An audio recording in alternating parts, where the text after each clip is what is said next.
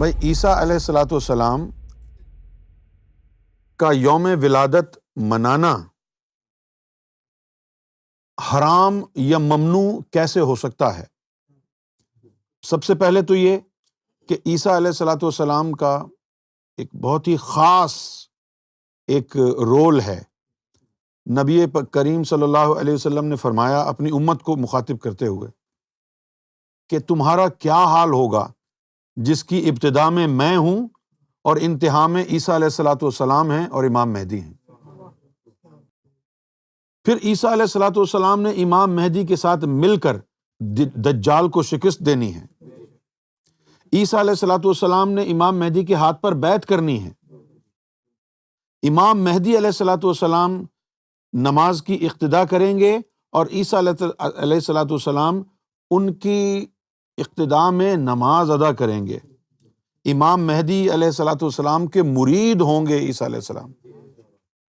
یہ ایک خاص ان کا جو ہے کردار ہے جو انہوں نے نبھانا ہے۔ اس کے علاوہ دوسرے رخ سے اگر دیکھا جائے تو بطور مسلمان ہم تمام انبیاء اور تمام مرسلین پر ایمان لاتے ہیں۔ اگر آپ تمام انبیاء اور مرسلین پر ایمان نہ لائیں، تمام آسمانی کتابوں پر ایمان نہ لائیں، تو آپ اسلام میں داخل ہی نہیں ہوتے۔ اسلام میں داخل ہونے کے لیے صرف اپنے نبی پر ایمان لانا کافی نہیں ہے، تمام انبیاء اور مرسلین اور ان کی آسمانی کتب پر ایمان لانا ضروری ہے۔ نہ صرف مرسلین اور انبیاء بلکہ ملائکہ اور فرشتوں پر ایمان لانا ضروری ہے۔ یہاں تک کہ جبریل علیہ الصلوۃ والسلام کے حوالے سے قرآن شریف میں آیا ہے کہ جس نے جبریل سے بغض رکھا وہ اللہ تک کبھی نہیں پہنچ سکتا، وہ مومن نہیں ہو سکتا۔ تو جب ہم بطور مسلمان تمام انبیاء اور مرسلین پر ایمان لاتے ہیں، ان پر جو نازل ہوئی آسمانی کتابیں، ایک کتاب دوسری کتاب کی تصدیق کرتی ہے، ان کتابوں پر ہم ایمان لاتے ہیں۔ امام مہدی کے ساتھ مل کر دجال کو شکست دینا ہے عیسیٰ علیہ الصلوۃ والسلام نے۔ امام مہدی علیہ الصلوۃ والسلام کی معیت میں انہوں نے نماز ادا کرنی ہے۔ تو ایک خاص کردار، ایک خاص رول عیسیٰ علیہ الصلوۃ والسلام کا اسلام سے جڑا ہوا ہے۔ تو پھر ان کا مولود، یوم مولود منانا غلط کیسے ہو سکتا ہے؟ اب بات رہ جاتی ہے یوم مولود منانے کی کہ آپ یوم مولود جب منائیں کسی نبی کا یا مرسل کا، تو اس کے منانے کا طریقہ شرعی ہے یا غیر شرعی؟ فی نفس ہی انبیاء اور مرسلین کا یوم مولود منانا جائز ہے۔ اب آپ کے طریقہ کار پر انحصار ہے اس کا کہ آپ اپنے طریقے سے اس کو جائز اور ناجائز بنائیں۔ اگر آپ یوم مولود منانے میں غیر شرعی، غیر مذہبی حرکات و سکنات کریں تو یقیناً اس سے وہ باعث گناہ ہوگا۔ اور اگر آپ شرعاً یوم مولود منائیں کسی کا بھی، انبیاء میں سے ہوں، مرسلین میں سے ہوں، صالحین میں سے ہوں، فقراء میں سے ہوں، صدیقین میں سے ہوں، شہداء میں سے ہوں، کسی کا بھی اللہ کی بارگاہ سے آئی ہوئی کسی بھی ہستی کا یوم مولود آپ منائیں، شرعاً منائیں، تو اس میں کوئی قباحت نہیں ہے۔ خواہ وہ نبی ہوں، مرسل ہوں، یا وہ صالحین میں سے ہوں، شہداء میں سے ہوں، صدیقین میں سے ہوں، مقربین میں سے ہوں، کسی کا بھی یوم مولود منایا جا سکتا ہے، بشرط یہ کہ شرعی طور پر منایا جائے۔ کچھ مرسلین ایسے ہیں کہ جن کا کردار دین میں، دین کی جو عمارت ہے اس میں بڑا اہم ہے، جیسے کہ آدم صفی اللہ ہیں۔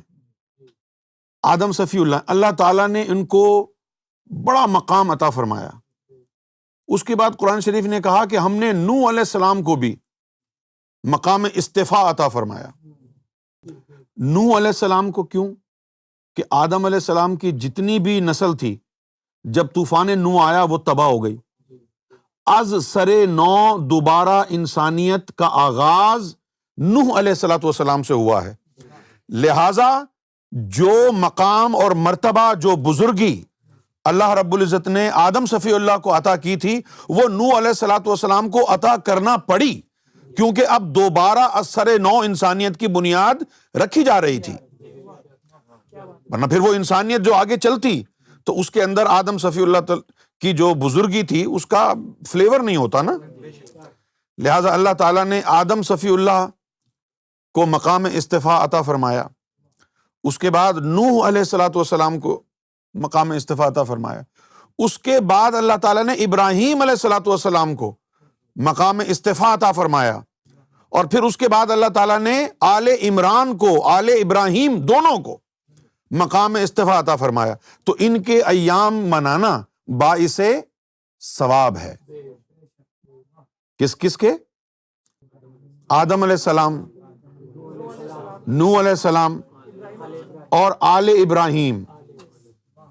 آل ابراہیم، قرآن میں لفظ آیا ہے آل ابراہیم، یہ دیکھیں یہ ہے نا کہ ان اللہ اصطفیٰ آدم، کہ اللہ تعالیٰ نے یعنی بزرگی اور ایمننس عطا کی۔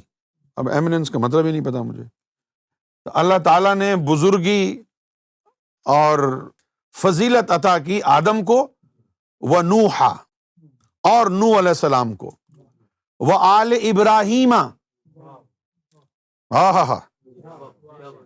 آل ابراہیم کو اللہ تعالیٰ نے فضیلت عطا کی، و آل عمران۔ آل عمران کون ہے؟ مریم علیہ الصلوۃ والسلام کے والد محترم کا نام عمران ہے، ٹھیک ہے بھائی۔ اچھا، اب ان کی آل عمران کی نسل کہاں سے نکلی ہے؟ مریم سے۔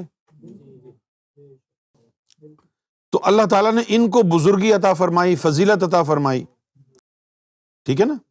اب آل ابراہیم میں محمد رسول اللہ بھی آ جاتے ہیں، اسماعیل علیہ السلام بھی آ جاتے ہیں آل ابراہیم میں، اسحاق علیہ السلام بھی آ جاتے ہیں، یوسف علیہ السلام بھی آ جاتے ہیں، اور آل عمران میں زکریہ آتے ہیں، مریم آتی ہیں علیہ الصلوۃ والسلام۔ تو یہ وہ ہستیاں ہیں جن کو اللہ تعالیٰ نے فضیلت عطا فرمائی۔